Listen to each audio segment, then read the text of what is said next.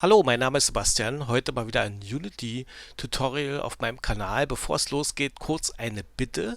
Falls du regelmäßig zuschaust, bitte lass mir ein Abo da. Auch Likes und Kommentare helfen mir, um die Reichweite des Kanals zu erhöhen.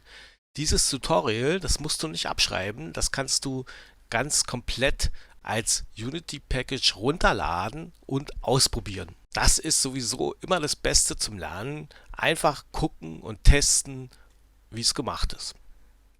Ich zeige dir jetzt erstmal die Funktionen und anschließend gibt es ein paar Hinweise von mir und einige Erläuterungen zu den Skripten. Wie du siehst, hier eine ganz einfache Kransteuerung mit Physik.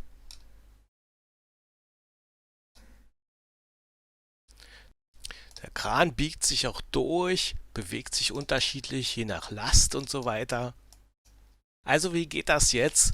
Zuerst mal der Kran. Die einzelnen Kranarme und der Rumpf sind durch Hinge-Joints miteinander verbunden. Wichtig ist hier, dass Use Motor und Use Limits angekreuzt sind. Über Axis hier kann die Achse eingestellt werden, um die die Verbindung dreht. Das Limit lässt sich entweder über Min und Max einstellen oder, wenn du im Scene View bist, hier über diesen Edit-Button.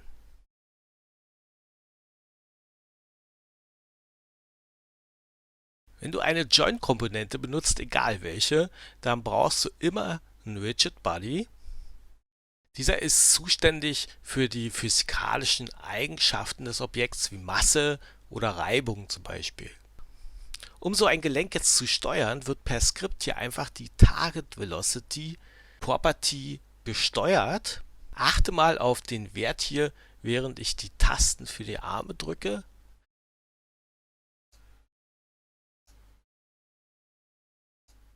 Und das ist im Grunde schon alles. Auf diese Weise werden die einzelnen Arme jetzt gesteuert. Und nun kommen wir noch dazu, wie wir das hier mit der Schaufel vorne hinbekommen, wie das funktioniert. Das ist der Grabber.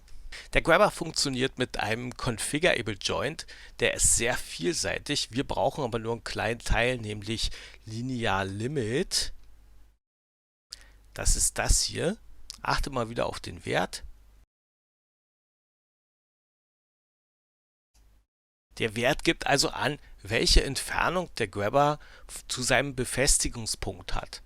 Befestigt ist er hier an der Achse Nummer 3. Das ist hier. Per Skript steuern wir jetzt also nur diese eine Limit Property hier. Zwischen dem Grabber und dem Befestigungspunkt und auch zwischen den einzelnen Achsen ist hier einfach ein Seil, ein Line-Renderer genutzt. Und jetzt schauen wir uns an, wie das mit der Kiste geht, dass die automatisch festhängt. Die Kiste und auch der Grabber haben natürlich einen Collider. Über diesen wird festgestellt, wann die beiden sich berühren. Achte mal hier auf den Inspektor, was passiert, wenn der Grabber mit der Kiste kollidiert.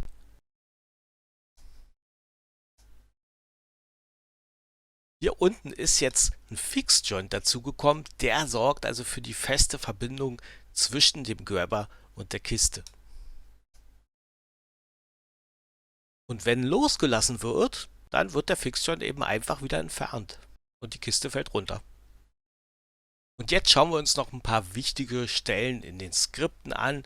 Wie gesagt, du bekommst das ganze Package kostenlos als Download, deshalb beschränkt sich meine Erklärung jetzt auf die wichtigsten Sachen. Zuerst der Joint Controller, der dient dazu, die Hinge Joints zu steuern, also hier das Target Velocity, wie vorhin schon erwähnt. Der ganze Rest hier oben, der ist im Grunde nur da, um diesen Wert eben per Tasten oder Button steuern zu können. Event triggert deshalb, weil wir ja nicht nur den Button-Klick brauchen, sondern auch die Info, ob der Button dauerhaft gedrückt wurde oder gerade losgelassen wurde. Hier im Update dann die zusätzliche Steuerung über die Tastatur. Die Methode Keyboard Controls wird da aufgerufen.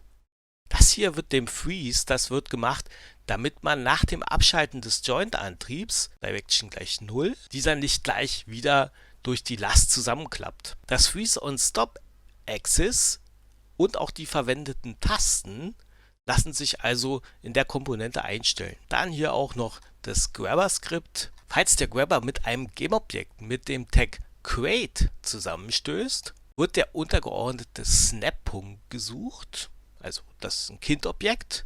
Dann wird die Grabber-Position auf diesen Punkt gesetzt und ein Fixed-Joint erzeugt. Hier mit add-component-fixed-joint. Und der Widget-Body wird verbunden, um die Kiste zu fixieren. Und hier beim Loslassen wird der Fixed-Joint einfach wieder entfernt. Und auch hier gibt es wieder Trigger für die Button und eine Tastensteuerung. Und hier noch die Methode, um das Seil zu verlängern. Also hier wird Linear Limit gesetzt, wie schon erwähnt. Dann noch Cam Look At. Das steuert die Krankamera, die also immer auf den Grabber schaut. Die Krankamera hier, die rendert dann natürlich in eine Render-Texture, die dann hier in dem Raw-Image, dieses Crane Cam Screen, dann angezeigt wird. So haben wir dann also eine Art Bildschirm, um den Grabber immer im Blick zu behalten. Ja, und das war's auch schon. Lass mir, wenn du magst, bitte ein Like oder sogar ein Abo da und dann bis zum nächsten Mal. Ciao.